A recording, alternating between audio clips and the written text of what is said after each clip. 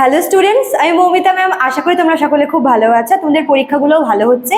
তোমরা অনেকেই আমাদের কাছে ভালো ফিডব্যাক দিয়েছো যে স্যার ম্যাম আমাদের কোয়েশ্চেনগুলো অনেকগুলোই কমন এসছে, প্রায় 100%ই কমন। তো তোমরা পাশে না থাকলে আমরা তোমাদের জন্য এত কিছু করতে পারতাম না। Thank you so much. আর আশা করবো তোমাদের নেক্সট এক্সামগুলো ভালো হবে। তো স্টুডেন্টস, আজকে আমি তোমাদের second semester SSC political science থেকে লাস্ট মিনিট সাজেশন নিয়ে এসেছি। তোমাদের এর আগে সাজেশন দেওয়া হয়েছিল, তো সেখান থেকে আমি কিছু বেছে বেছে কয়েকটা কোয়েশ্চেন নিয়ে আজকে আলোচনা করব। তোমরা কিন্তু এগুলো পরীক্ষা দিতে যাওয়ার আগে অবশ্যই ভালো করে দেখে নেবে, ঠিক আছে? তো ক্লাসটি শুরু করার আগে বলে রাখি যে আমাদের কিন্তু নেক্সট সেমিস্টারের জন্য অ্যাডমিশন শুরু হয়ে গেছে অলরেডি। এই পুরো মাসটা জুড়েই আমাদের অ্যাডমিশন চলবে এবং নেক্সট মাস থেকে কিন্তু আমরা ক্লাস শুরু করব, ঠিক আছে? অনলাইন ক্লাসও শুরু করব এবং অনেকে কিন্তু অ্যাডমিশন নিয়েও নিয়েছে। লিমিটেড সিট, তাই তোমরা দেরি না করে ঝটপট আমাদের দেওয়া হেল্পলাইন নাম্বারে যোগাযোগ করে যুক্ত হয়ে যেতে পারো, ঠিক আছে? আমাদের হেল্পলাইন নাম্বার দুটো আছে, একটা হচ্ছে 6295916282, আর একটা হচ্ছে 7076398606, ঠিক আছে? দেখো দেওয়া আছে নাম্বার দুটো এখানে, তোমরা যে কোনো একটি নাম্বারে যোগাযোগ করতে পারো আমাদের সাথে, ঠিক আছে? তোমাদের যে কোনো কোয়ারি থাকলে তোমরা এখানে যোগাযোগ করতে পারো, তোমাদের অ্যাডমিশন ফি সংক্রান্ত যে কোনো কিছু, ঠিক আছে? তবে হ্যাঁ, তোমাদের থার্ড সেমিস্টারে যারা অ্যাডমিশন নেবে তোমাদের জন্য কোর্স ফি আমরা 200 টাকা বাড়িয়েছি, 1199 রাখা হয়েছে, যেহেতু তোমাদের এই সেমিস্টারে পেপার সংখ্যাটা বেশি, ওই কারণে আমরা মাত্র 200 টাকা কিন্তু বাড়িয়েছি, ঠিক আছে? তো স্টুডেন্টস, দেরি না করে শুরু করে দিই আজকের ক্লাসটি। দেখো তোমাদের মেন যে এসএসসি পেপার, সেখানে তোমাদের 5 মার্কস, 10 মার্কস এবং তোমাদের এমসিকিউ থাকবে, ঠিক আছে? এমসিকিউ তোমাদের আলাদা করে পড়তে হবে না, 5টা এমসিকিউ থাকবে এবং তোমাদের কিন্তু এমসিকিউগুলো ব্রড কোয়েশ্চেনগুলো ভালো করে পড়লে কিন্তু তোমরা এখান থেকে পেয়ে যাবে, ঠিক আছে? তোমাদের ব্রড কোয়েশ্চেনগুলো ভালো করে পড়তে হবে, ঠিক আছে? তো চলো আমরা 5 মার্কসের কোয়েশ্চেনগুলো দিয়ে শুরু করি। দেখো 5 মার্কসের কোয়েশ্চেনে তোমাদের আমি পার্ট পার্ট করে বলছি। হ্যাঁ, দেখো তোমাদের একদম ফার্স্টে আমরা আসবো পার্লামেন্টের, ঠিক আছে? পার্লামেন্টের ক্ষেত্রে দেখো তোমাদের 5 মার্কসের কোয়েশ্চেন এরকম আসতে পারে পার্লামেন্টের ক্ষেত্রে, যে পার্লামেন্টের গঠন লেখো, কম্পোজিশন অফ পার্লামেন্ট, 5 মার্কসের। তো 5 মার্কস যেহেতু বলেছে, তোমাদের কিন্তু এই যে পার্লামেন্টের গঠনটা তোমাদের কিন্তু মানে দুটা হাউসের ব্যাপারে লিখতে হবে, কিন্তু একটু ছোট করে, ঠিক আছে? যেহেতু 5 মার্কসের, তো আমরা বেশি কিছু কেউ ডিটেলস দিতে পারবো না। তোমাদের কম্পোজিশন অফ পার্লামেন্ট বললে পরে তোমরা দুটা কক্ষ সম্পর্কে অল্প অল্প করে জাস্ট লিখবে, ঠিক আছে? আর যদি তোমাদের পাওয়ার্স অ্যান্ড ফাংশন চাই, যে পার্লামেন্টের গঠন এবং কার্যাবলী, তো তোমরা সেটাও কিন্তু খুব শর্ট করে লিখবে, ঠিক আছে?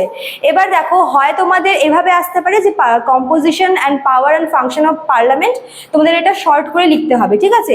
অথবা তোমাদের ইন্ডিভিজুয়ালি আসতে পারে, মনে করো এরকম দিতে পারে যে লোকসভা সম্পর্কে লেখো, composition and power and function of Lok Sabha.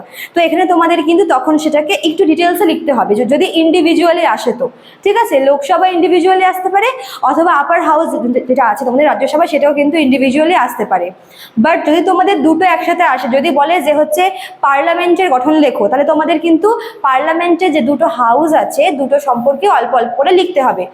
অথবা তোমাদের এরকমও আসতে পারে যে কেন্দ্রীয় আইনসভা সম্পর্কে লেখো, সেন্ট্রাল লেজিসলেটিভ অ্যাসেম্বলি, ঠিক আছে? সরি, আমার আসলে ভুলে গেছিলাম ইংলিশ নামটা। তো এভাবেও তোমাদের আসতে পারে। তো কেন্দ্রীয় আইনসভা মানেও কিন্তু পার্লামেন্ট, ঠিক আছে? তোমরা কিন্তু এটা আবার ভুল করে অন্য কিছু ভেবো না। তো পার্লামেন্ট বা কেন্দ্রীয় আইনসভা এভাবেও আসতে পারে 5 মার্কসে। হয় ইন্ডিভিজুয়ালি দুটা কক্ষকে আলাদা করে আসতে পারে দুটা হাউসের ব্যাপারে, অথবা তোমাদের পুরো পার্লামেন্ট সম্পর্কে দিতে পারে, তোমাদের সেটা কিন্তু খুব ছোট করে লিখতে হবে, ঠিক আছে? এগুলো তোমার পার্লামেন্টের ব্যাপারটা। নেক্সট আমি আসি তোমাদের বিলের ব্যাপারে। দেখো পার্লামেন্ট যে সমস্ত বিলগুলো পেশ করে, তার মধ্যে তোমাদের সিলেবাসে মাত্র 3টে বিল আছে। কি কি? মানি বিল, অর্ডিনারি বিল আর কনস্টিটিউশন অ্যামেন্ডমেন্ট বিল। এই 3টা বিলের মধ্যে সব থেকে বেশি যেটা ইম্পর্টেন্ট সেটা মানি বিল। তোমরা মানি বিলটা কিন্তু খুব ভালো করে পড়ে যাবে, ঠিক আছে?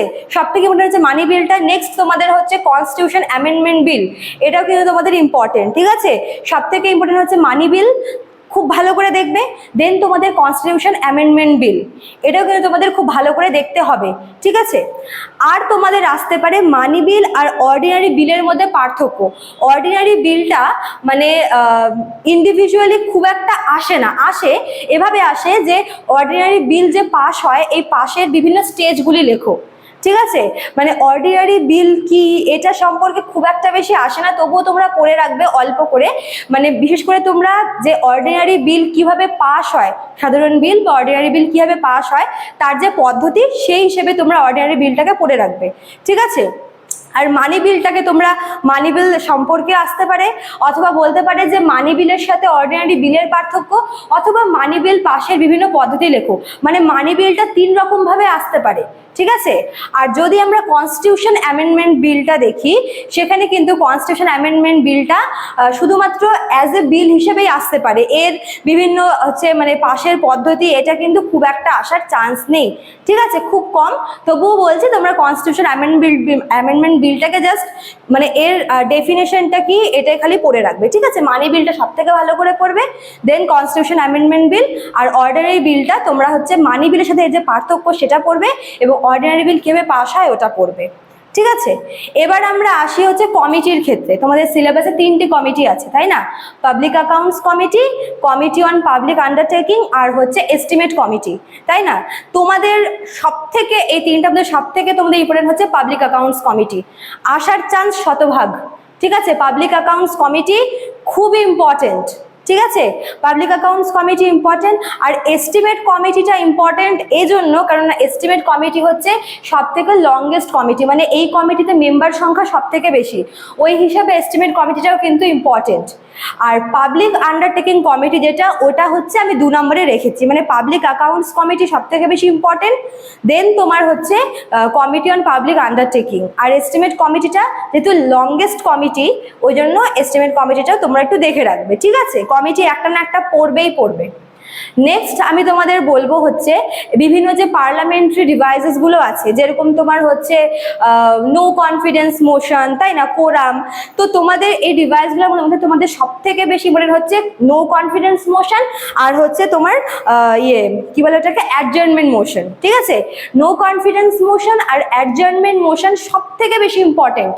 তোমরা এই দুটো খুব ভালো করে পড়বে। ঠিক আছে, অনেক সময় কি হয় যে এই মানে এই দুটোর মধ্যে আবার পার্থক্য দিয়ে দেয়। ঠিক আছে, আবার মনে করো যে সেন্সার মোশন, এটাও কিন্তু বেশ ইম্পর্টেন্ট।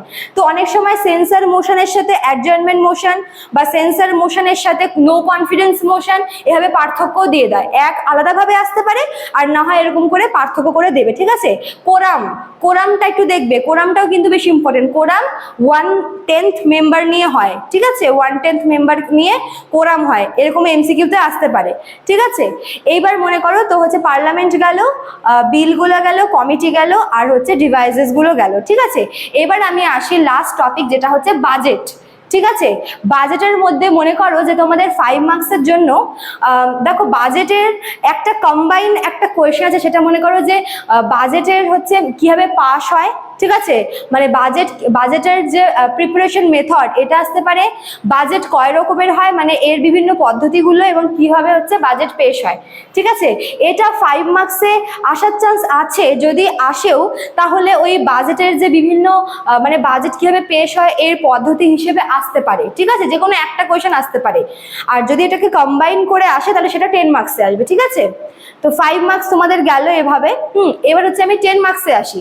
10 মার্কসে তোমাদের যেটা আমি বললাম পার্লামেন্টের ক্ষেত্রে, পার্লামেন্টে যদি কম্পোজিশন বলে তোমরা 5 মার্কসে আসলে পরে ছোট করে লিখবে, বাট যখন ব্যাপার 10 মার্কসে তখন কিন্তু তোমরা কম্পোজিশন, পাওয়ার অ্যান্ড ফাংশন এভাবে আসতে পারে, যে composition, power and function of parliament বা সেন্ট্রাল লেজিসলেটিভ অ্যাসেম্বলি। ঠিক আছে, এভাবে আসতে পারে। এখানে তোমাদের কি করতে হবে, তোমাদের কম্পোজিশনটা লিখতে হবে, যে লোকসভার মানে লোকসভা কয়জন নিয়ে গঠিত হয়, রাজ্যসভা কয়জন নিয়ে গঠিত হয়, কম্পোজিশন দিলে, দেন তার নিচে পয়েন্ট করে পাওয়ার অ্যান্ড ফাংশন একসাথে করে দিলে। ঠিক আছে, মানে কম্পোজিশন বললে লোকসভা আর রাজ্যসভাকে আলাদা করে লিখলে পরে ভালো হয় জিনিসটা, এবং পাওয়ার আর ফাংশনটা দুটো একসাথে করে লিখলে হয়ে যাবে। ঠিক আছে, নেক্সট মনে করো বাজেটের ব্যাপারটা। বাজেট তোমাদের একেবারে হচ্ছে ওই কম্বাইন করে আসতে পারে। ঠিক আছে, যে বাজেটের মেথডগুলি কি কি, বাজেট কয় প্রকারের, বাজেটের হচ্ছে তোমার কিভাবে পাস হয় এগুলো। ঠিক আছে, আর একটা কোয়েশ্চেন এখানে বলে রাখি, পার্লামেন্টের যে বিভিন্ন অধিবেশনগুলো, সেশন, যে 3টা সেশন হয় তাই না, একটা কি বাজেট সেশন, মনসুন সেশন, আর একটা হচ্ছে উইন্টার সেশন। ঠিক আছে, 3টা সেশন হয় বছরে। তো এই সেশনগুলো তোমাদের আসতে পারে, যদি তোমাদের 5 মার্কসে আসলেও আসতে পারে। 5 মার্কসে আসলে মনে করো যে তোমরা ওই অল্প অল্প করে লিখবে 3টা অধিবেশনের ব্যাপারে, অথবা তোমাদের যে কোনো একটা অধিবেশন সম্পর্কে বলতে পারে, যে বলে যে বাজেট অধিবেশনের ব্যাপারে বলো। এক্ষেত্রে বাজেট অধিবেশনটা কখন হয়? ফেব্রুয়ারি মাসে হয় আমরা জানি, তাই না? সব থেকে লংগেস্ট আর কি মানে অধিবেশন এটা। তো এখানে আর কি কখন হয় এটা, কতদিন পর্যন্ত চলে, কোন কোন টপিক নিয়ে আলোচনা করা হয় এই বাজেট অধিবেশনটাতে। তো এরকম ভাবে ইন্ডিভিজুয়ালি আসতে পারে, অথবা তোমাদের অধিবেশন মানে 3টা অধিবেশনই তোমাদের একসাথে কিন্তু দিয়ে দিতে পারে। ঠিক আছে, মানে বলবে যে পার্লামেন্টের বিভিন্ন অধিবেশনগুলি বা সেশনগুলি সম্পর্কে লেখো। ঠিক আছে, এবার ওই বিলের ক্ষেত্রে যেটা বললাম তোমাদের, মানে 5 মার্কসের জন্য তোমরা যে বিলটা পড়ে রাখবে ওটা তোমরা 10 মার্কসেও করতে পারবে, আবার মানে 5 মার্কসেও তোমরা করতে পারবে। বিলের ব্যাপারে আর কিছু বলছি না ওটা। আর কমিটির ক্ষেত্রেও আমার সেম অ্যাডভাইস তোমাদের, যে কমিটি আর বিল তোমরা যদি পড়ে রাখো দেন তোমরা 5 মার্কসেরও করতে পারবে, 10 মার্কসেরও করতে পারবে। ঠিক আছে, তো স্টুডেন্টস এটাই ছিল তোমাদের হচ্ছে আজকে সাজেশন, তোমাদের কালকে এক্সাম। আশা করি তোমরা টপিকগুলো দেখে যাবে, যেগুলো তোমাদেরকে বললাম একটু মনে রেখো কথাগুলো। আর প্লিজ তোমরা টপিকগুলো দেখে যেও, ভালো করে মনে করে যেও, কমন 100% আসবে। ঠিক আছে স্টুডেন্ট, ভালো লাগলে অবশ্যই লাইক কমেন্ট করবে, শেয়ার করবে। দেখা হচ্ছে নেক্সট ক্লাসে। Thank you.